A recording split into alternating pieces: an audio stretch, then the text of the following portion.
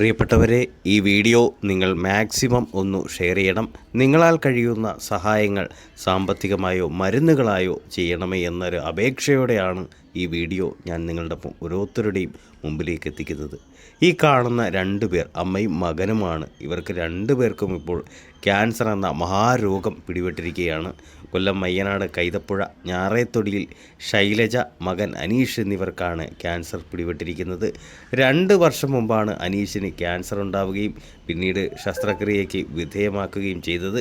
എന്നാൽ വീണ്ടും വിധി അനീഷിനെ തേടിയെത്തുകയായിരുന്നു. അനീഷിന് വീണ്ടും ക്യാൻസർ സ്ഥിരീകരിച്ചു. 7 മാസം മുമ്പാണ് അമ്മ ശൈലജയ്ക്ക് ക്യാൻസർ പിടിപെട്ടത്.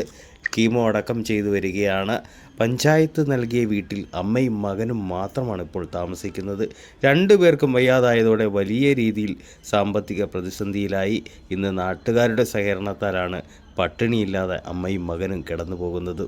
തുടർ ചികിത്സയ്ക്കും പട്ടിണിയില്ലാതെ കിടക്കുവാനും വേണ്ടി ഇന്ന് ഓരോ മനുഷ്യരോടും അവർ സഹായം അഭ്യർത്ഥിക്കുകയാണ്. ഇത് കാണുന്ന ഓരോ പ്രേക്ഷകരും നിങ്ങളാൽ കഴിയുന്ന സഹായങ്ങൾ നൽകിക്കൊണ്ട് പട്ടിണിയില്ലാതെ ചികിത്സയ്ക്കും മരുന്നിനുമൊക്കെ സഹായങ്ങൾ നൽകണമേ എന്നൊരു അഭ്യർത്ഥനയാണ് ഇന്ന് പറയാനുള്ളത്. ഈ വീഡിയോ നിങ്ങൾ മാക്സിമം ഒന്ന് ഷെയർ ചെയ്യണം. അത് 1 രൂപയാണെങ്കിൽ പോലും നിങ്ങളാൽ കഴിയുന്ന സഹായങ്ങൾ അവർക്ക് എത്തിച്ചു നൽകുക. ഇങ്ങനെ ഒരവസ്ഥ ആർക്കും ഉണ്ടാകാതിരിക്കട്ടെ എന്ന പ്രാർത്ഥനയാണ് ദേശികനാടനും പറയാനുള്ളത്. 17-ാം വാർഡിൽ താമസിക്കുന്ന അമ്മയും മകനുമാണ്. ഞാൻ ഈ വാർഡ് മെമ്പറാണ്.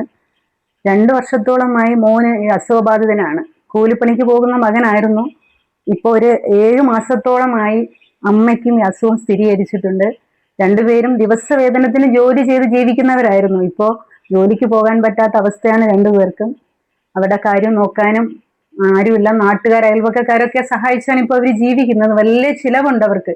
ഇപ്പൊ കീമോ ചെയ്തുകൊണ്ടിരിക്കുകയാണ്.